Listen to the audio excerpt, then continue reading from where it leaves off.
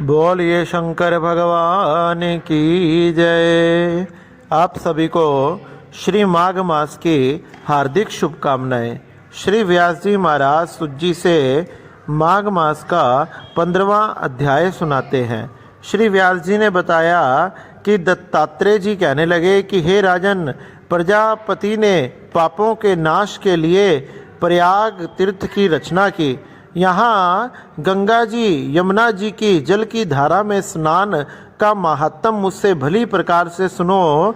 जो इस संगम में माघ मास में स्नान करता है वह गर्भ योनि में दोबारा फिर नहीं आता। भगवान विष्णु की दुर्गम माया माघ में, प्रयाग में, तीर्थ में सब कुछ नष्ट कर देती है। जो एक बार भी माघ मास में इस प्रयाग राज में स्नान कर देता है, भगवान विष्णु की माया उसे नहीं सताती, उसके समस्त पाप नष्ट हो जाते हैं। माघ मास में प्रयाग में स्नान करने से मनुष्य अच्छे भोगों को भोग कर ब्रह्म को प्राप्त हो जाता है। माघ मास तथा मकर के सूर्य में जो प्रयाग में स्नान करता है उसके पुण्यों की गिनती चित्रगुप्त भी नहीं कर सकता। 100 वर्ष तक निराहार रहकर जो पुण्य प्राप्त होता है वही फल माघ मास में 3 दिन प्रयाग में स्नान करने से प्राप्त हो जाता है। जो फल 100 वर्ष तक योग करने से प्राप्त होता है, जैसे सर्प पुरानी कांचली को छोड़कर नया रूप ग्रहण कर लेता है, वैसे ही माघ मास में स्नान करने से मनुष्य पापों को छोड़कर स्वर्ग को चला जाता है।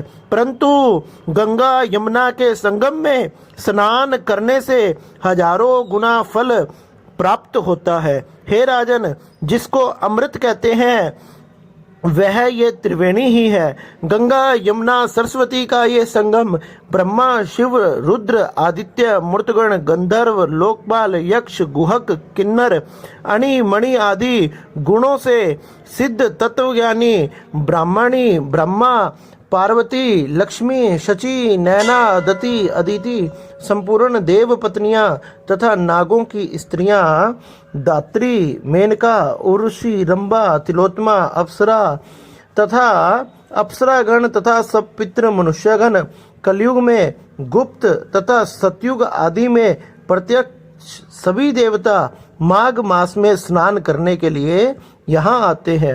इन दिनों माघ मास में प्रयाग में स्नान करने से जो फल मिलता है वह ईश्वर कह सकते हैं कि मनुष्य में कहने की शक्ति नहीं है। इसका हजारों गुना फल हमें केवल माघ मास में स्नान करने से मिलता है।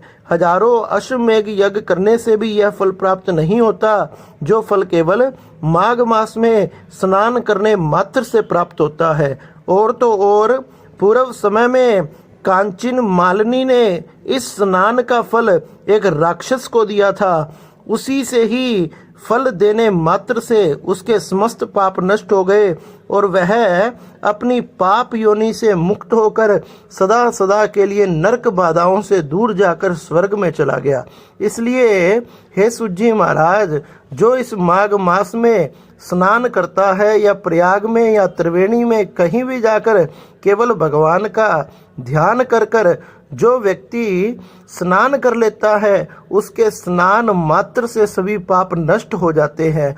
और भजन करने से, व्रत आदि करने से, दान आदि करने से उसकी महिमा अनंत है, जिसका फल भगवान ही कहने में सामर्थ्य रखते हैं। इसलिए हमने इस माघ मास में बन सके तो प्रयागराज में गंगा यमुना सरस्वती के किनारे पर जाकर जरूर स्नान करना चाहिए। इसका फल अनंत है। बोलिए शंकर भगवान की जय।